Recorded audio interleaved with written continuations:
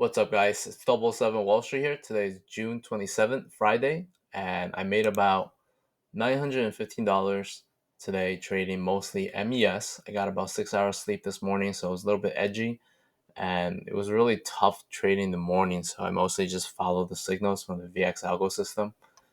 And you can see here we actually had pretty good success rate today, but 92%. This is probably on the higher end of my success rate rates. Made about 28 trades, but realistically is about 7 because I usually trade a cluster of about 3 contracts. So it'd be like 28 divided by 7 or divided by 4, depending on the clusters I'm trading. We only had 2 losing trades, 26 of them were winning trades, and these were the losses from it. So overall, a really, really good day. And I'll go over how you guys can achieve that as well. It's not that hard to achieve like really good success on days like this. So just gotta have a system, a process, and you just gotta follow that process, right? And when I'm thinking about the market, I think about what trades I can take with the highest probability of me succeeding, and I'll try to limit to taking those.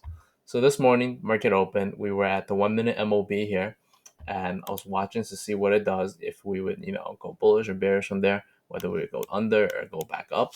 And then once I saw that we had a 937 ES buy signal, and we were just bouncing off the MOB, I was like, oh, let's go. We're gonna push up, right? So took that push up there, and then by 9:55, we had market structure flipping bullish, which kind of gave us more confirmation for a bullish push. So this push was 62.06 to like 62.11. You could easily grab like 5-6 points from there. And if you got in at this push, 62.16, and you saw the top, you could easily sold for like 14-15 points. So that was a pretty good move. And then at 10:31, we had an ES double sell signal, which is around somewhere around here in this range. Once we got a double sell signal, I just waited for us to push back up to this resistance here, which ended up being this resistance here. If you just draw a line here, that's almost like a double top resistance. So I shorted here, and then we took it from 627 to 621-ish. That was pretty good money.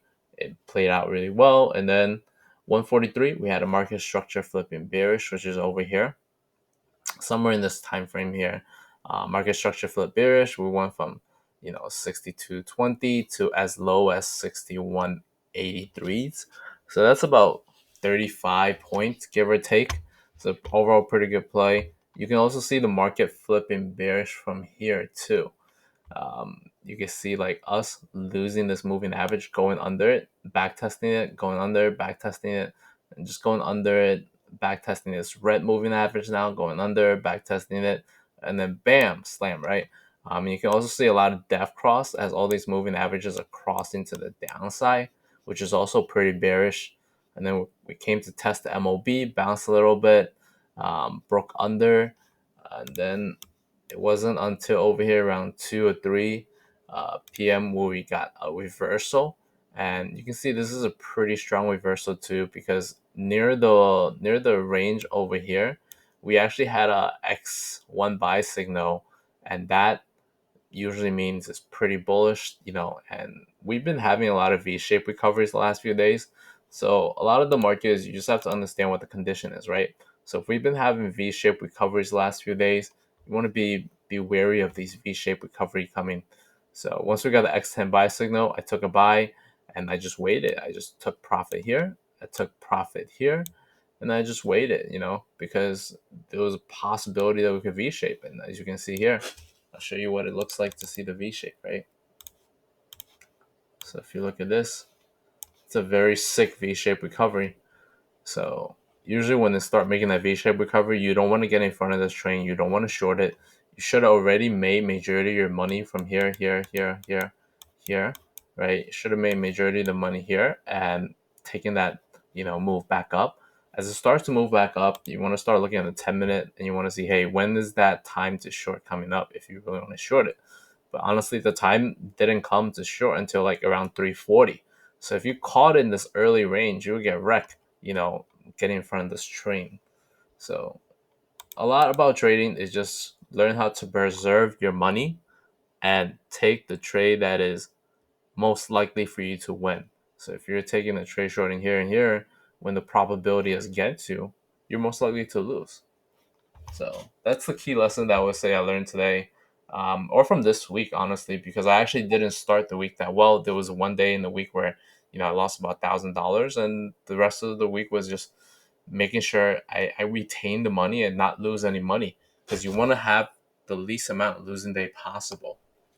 And one of the reasons that actually caused this drop was a major news event that came around 1:40 p.m., where President Trump announced that he was ending all trade talks with Canada, and he said he would announce tariff levels soon.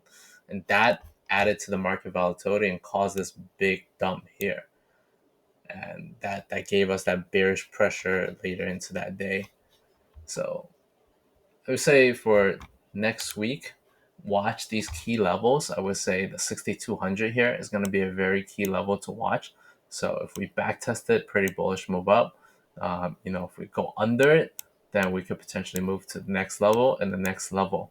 So I still think like this 10-minute MOB could be tapped, which is going to be 6120 next week. I still think we can eventually get back there, and I think they're just waiting for options to expire today to do that. So if you guys found this helpful, hit subscribe for daily trade journals and simple market breakdowns, and check out the video recap below. Thanks for watching, and see you next week.